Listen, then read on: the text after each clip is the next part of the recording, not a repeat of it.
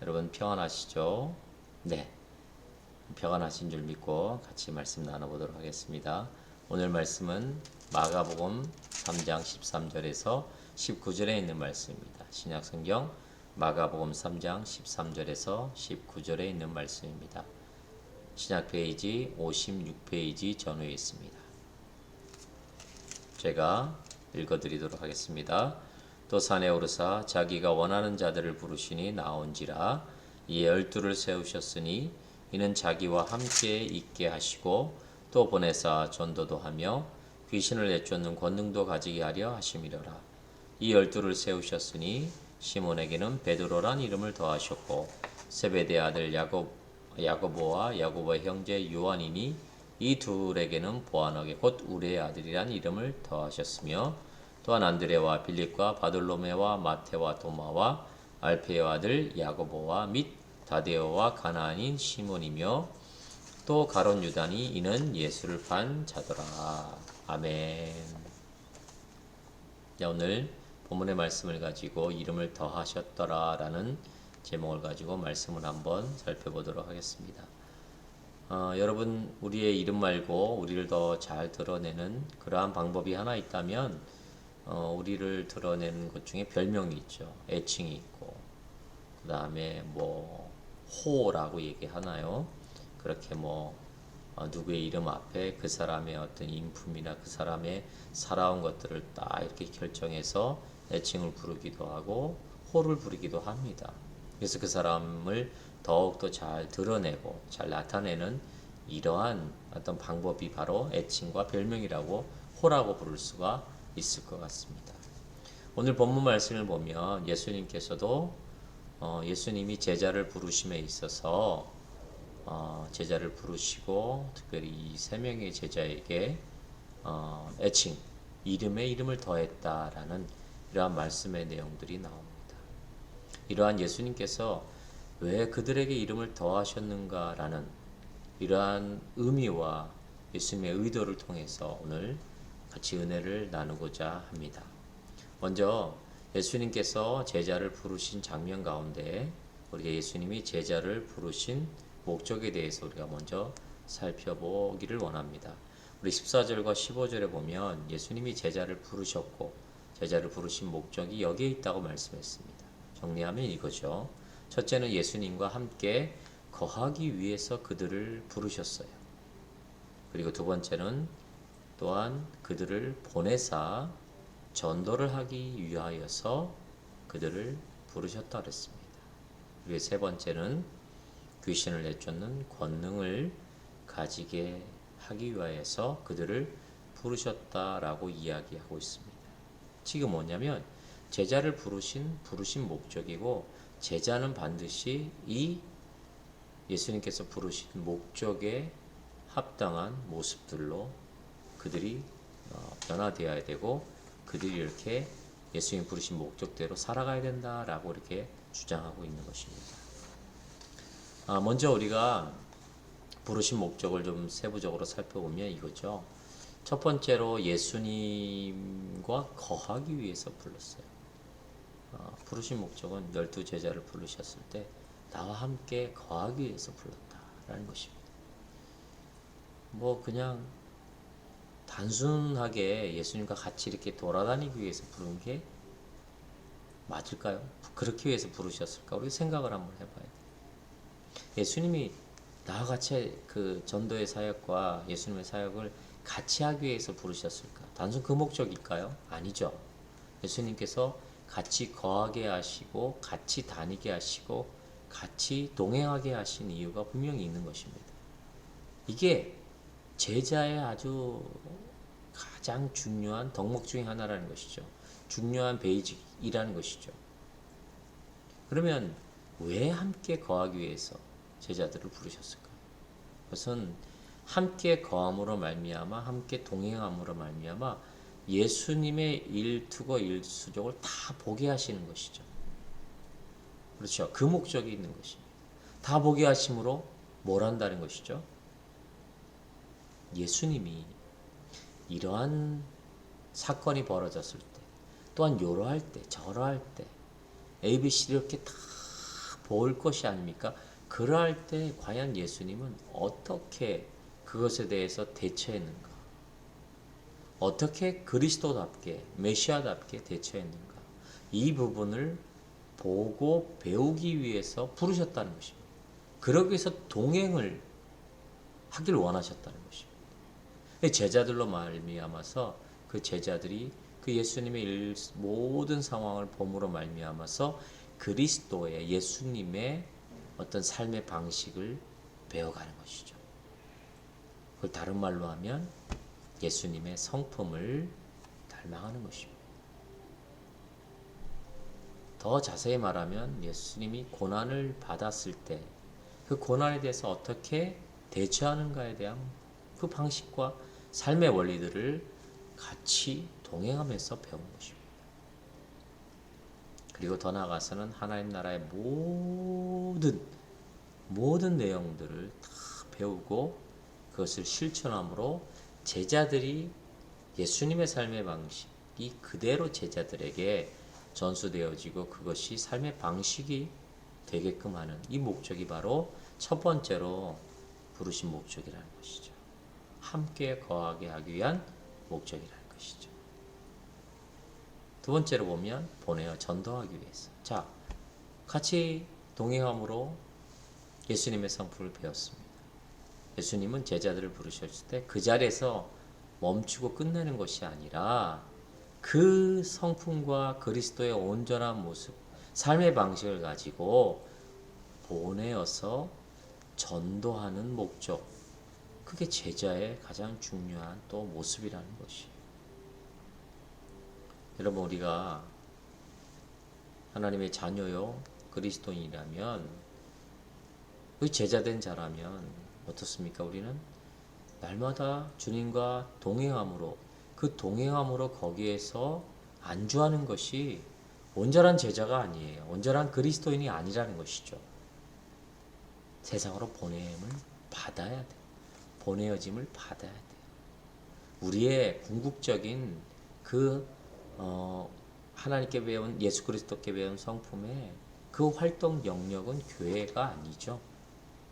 우리가 속해 있는 세상인 것입니다. 우리가 살고 있는 세상이 가정이고 직장이고 여러 관계 속에 만나는 그런 관계 속의 삶의 현장들이 바로 저와 여러분들의 보냄을 받은 곳이란 말이죠. 그곳에서 어떻게 합니까? 주님과 동행함으로 배운 그리스도의 성품을 선포하고 빛내고 소금 되어지고 그것이 향기 내어지는 이것이 바로 우리의 살아가는 목적이라는 것입니다. 그리고 세 번째는 귀신을 내쫓는 권능을 가진다. 이것은 축사라는 의미보다는 이거죠. 여러분, 우리가 그리스도의 성품을 본받아서 우리 삶 가운데 그렇게 복음을 선포하며 그렇게 하나님 나라를 확장시켜 나가면 반대로 어떤 세력이 축소가 되죠? 하나님 나라에 반대되는 이 사단의 세력들이 축소가 되는 것입니다. 귀신을 내쫓는 권능이라는 것은 축사적인 의미보다 궁극적으로 이 의미가 더 강하다는 것입니다. 그러니까 아직도 발악을 하고 있는 사단의 세력들, 그 세력들은요, 우리가 하나님 나라를 위하여 그리스도의 동행함으로 우리의 삶의 방식이 바뀌어진 그 그리스도의 온전한 모습을 가지고 우리의 삶 현장 가운데 선포되어지고 그곳에서 빛과 소금으로 그것을 변화시키는 그러한 모습이 있을 때 귀신을 내어 쫓는 그러한 역사, 그러한 모습들이 일어난다는 것입니다. 사단의 세력이 축소되어지므로 이 사단의 그 나라들이나 사단의 역사들이 완전히 이제는 바뀌어지고 힘을 못 쓴다는 것이죠. 그게 예수 이름으로 귀신을 내쫓는다. 여러분, 그런 모습보다는 우리가 추구해야 될 어떤 신앙의 모습은 그거죠. 하나님 나라 그곳에 내 성품이 아닌 그리스도의 성품을 가지고 그곳에서 그렇게 살아갈 때 사단의 세력들은 축소되고 축출되는 것입니다. 이것이 바로 귀신을 내쫓는 권능을 가진다라는 그러한 의미라 볼 수가 있습니다. 정리하면 그렇습니다. 제자는 예수님 즉 성령님과 늘 동행해야 됩니다. 그리고 그 동행함으로 말미암아 우리의 그 인품과 성격과 가치와 생각들이 예수님의 생각과 예수님의 성품으로 성경에서 말하는 그러한 성령의 열매들로 변화되어 가야 됩니다. 그리고 그 변화된 성품을 가지고 이제 무엇합니까? 내가 이렇게 영이롭게 그렇게 살아가는 내 스스로만 위해 살아가는 것이 아니라 우리의 궁극적인 목표인 세상을 향하여서 나아가야 되겠죠.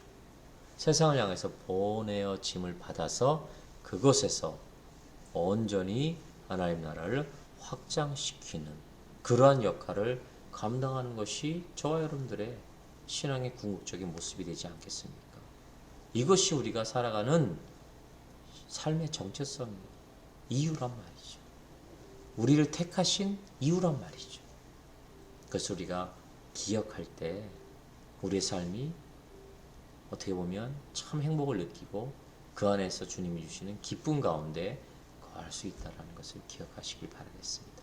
여러분 삶에 이유를 모르시고 삶에 기쁨이 없습니까? 주님의 성품, 주님의 말씀, 주님의 것, 하나님의 것으로 우리가 채우지 않음으로 자꾸만 세상 것을 우리가 돌아보고 그것을 우리 안에 채우려 하면 그 기쁨은 한순간입니다. 그 기쁨은 오래갈 수가 없는 것입니다. 오로지 우리의 부르신 그 목적대로 우리가 살아가고 그 방향대로 갈 때 우린 참된 행복과 평강을 누릴 수 있음을 기억하시길 바라겠습니다. 자, 이러한 사건, 부르신 목적에 대한 말씀이 나오고 그 뒤에 뭐가 나오죠? 이제 부르신 제자들 가운데 특별히 시몬이라는 제자와 야고보와 요한이라는 제자에게 이름을 더하셨어요. 자, 이 어떤 사건을 우리가 예수님이 제자를 부르신 이 사건과 연관시키지 않으면 별개의 사건으로 이 사람들에게 뭔가 특별한 것이 있나? 이렇게 좀 바라볼 수가 있는데 이 더하신 사건을 바라보기 위해서는 제자를 부르신 이 목적, 그 의미와 연관성, 연장선에서 살펴볼 필요가 있는 것이죠. 그게 뭘까요? 여러분, 이 시몬에겐 베드로라는 이름을 더하셨어요. 이 야고보와 요한에게는 우레의 아들이라는 이름을 더하셨어요. 왜 그랬을까요? 봐라, 제자된 사람들은 이렇게 이름을 더함으로 그 모습들이, 그 삶이 그렇게 더하여지고, 즉 변화되는 모습들이 반드시 있어야 된다는 것을 예수님은 이 세 제자들을 들어서 말씀한 거예요. 예를 보이신 거예요. 여러분, 베드로라는 이름은 돌이란 뜻, 반석이란 뜻이 있지만 또 반석 말고 거친 돌이란 뜻이 있어요. 베드로는 정말 거친 돌이죠. 여러분 생각해 보십시오. 예수님을 3번이나 부인했어요. 다른 사람들은 다 예수님을 부인할지 몰라도 자기는 예수님을 부인하지 않겠다. 호언장담한 사람이죠. 아주 성격이 불같아요. 성격이 아주 거칠고 어떻게 보면 다른 사람이 보면 좀 별나죠. 그런 베드로가 어떻습니까? 잘 다듬어진 반석과 같은 그러한 존재로 나중에는 어떻습니까? 오순절 사건 이후에 초대교회에 엄청난 복음의 영향력을 미친 사람이 되었습니다. 중요한 인물이 되었어요. 그리고 나중에는 정확하지는 않지만 순교의 자리까지 갔던 그러한 베드로 변화됐어요. 거친 돌이 아주 매끄럽고 하나님이 쓰시기 좋은 그러한 진정한 제자의 반석과 같은 돌이 되었다는 것입니다.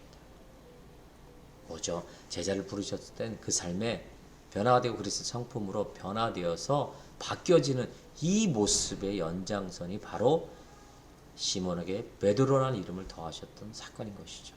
자, 야고보와 요한 어떻습니까? 우리의 아들. 여러분, 야고보와 요한은 성격이 불같았어요. 아주 성격이 어떻게 보면 남달랐어요. 베드로 못지않는 그런 불같은 성격을 가졌죠. 예수님 사마리아 전도 때 복음을 전했는데 그 사람들이 복음을 받아들이지 않지 어땠습니까? 예수님께 요청했죠. 저들에게 불을 내려서 멸해야 된다고. 이렇게까지 말한 성격의 소유자가 바로 야고보와 요한입니다. 근데 그 사람들이 어떻게 됐습니까? 그 불같은 성격, 그 가꿔지지 않은 불같은 성격이 나중에는 어떻습니까? 정말 그리스도를 향한 신앙의 열정으로 변화된 우리의 아들이 되었다는 것이죠. 그래서 어떻습니까? 요한은 그 불같은 사람이 예수님의 사랑을 받은 그러한 제자가 되었어요. 나중에는 어떻습니까? 바모섬에 갇혀서 유배 생활할 때 하나님의 계시를 받아 요한계시록을 썼어요. 사랑을 이야기하는 그러한 제자가 되었어요. 그리고 말년에 여러분 순교당하지 아니하는 제자 중 그 몇 제자 중에 한 사람이 바로 요한입니다. 야고보는 어떻습니까? 그러한 불같은 성격, 그 열정이 최초의 제자들 중에 순교자가 된 그러한 자리에, 그러한 위치에 놓여져 있었죠. 이들이 그렇게 그 모습 그대로 된 것이 아니라 이름이 더해져서 그들의 삶이 예수 그리스도의 제자된 삶으로 변화됨으로 말미암아 어떻습니까? 온전히 하나님의 사람으로 인간의 성품과 인간의 열정 이런 모든 것들이 그리스도의 성품으로 그리스도의 사람으로 변화된 이 모습이 바로 더하여지는 이름을 더하여졌다라는 의미의 말씀의 단어로 우리에게 다가오는 것입니다. 사랑하는 성도 여러분, 우리들에게도요. 이 제자된 도리와 목적에 맞는 신앙이 우리들에게도 있어야 됩니다. 반드시 있어야 됩니다.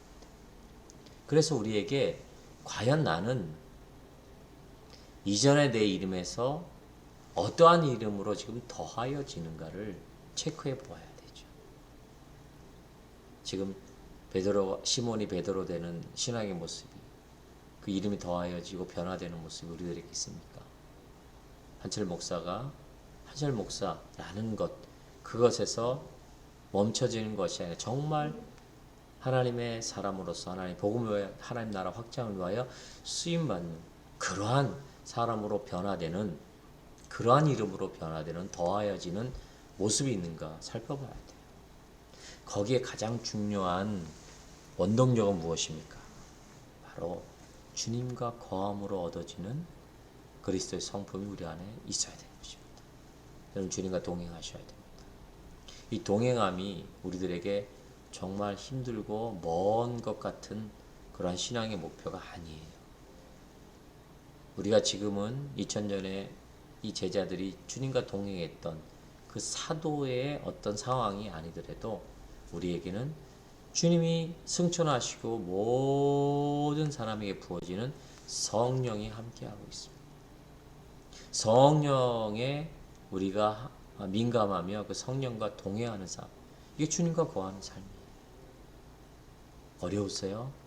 주님과 거함에 있어서 더 구체적인 방법은 주님의 말씀을 묵상하는 거예요.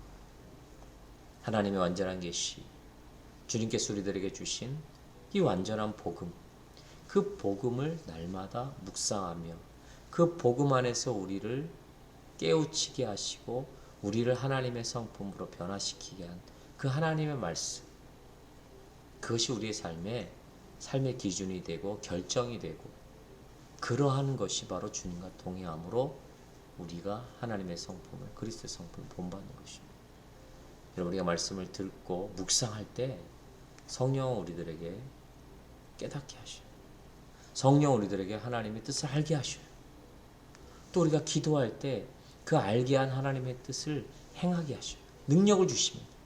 안 될 것 같은 그런 상황에 정말 좌절하고 그럴 상황에 우리가 순종하지 못할 그 상황에 우리의 기도를 통해서 그것을 이루게 하시는 것이 바로 성령의 사역이에요. 그래서 여러분 우리 신앙의 모습 가운데 정말 하나님 안에서 주님과 동행하는 이 신앙의 아주 출발점, 이 신앙의 기본, 이것을 통해 그리스도의 성품을 통하여 내가 속해 있는 곳에 보냄을 받아서 그 환경 가운데 여러분 하나님 나라를 확장시켜야 되지 않겠습니까? 그것이 바로 우리가 이 말세를 살아가는 가장 중요한 신앙의 목표고 삶의 목표라는 사실을 깊이 깨달으시고 남은 한 주간 동안 여러분이 열심히 이러한 신앙의 모습 말씀을 듣고 깨닫고 말씀을 묵상함으로 하나님의 성품이 내 안에 온전히 맺어지고 그 성품을 향하여서 내가 대하는 모든 사람들, 내가 만나는 모든 사람들에게 그 성품을 빛으로 소금으로 향기로 드러내시길 바라겠어요. 이제 추수감사절이 다가오는데 여러분 무엇을 감사하겠어요?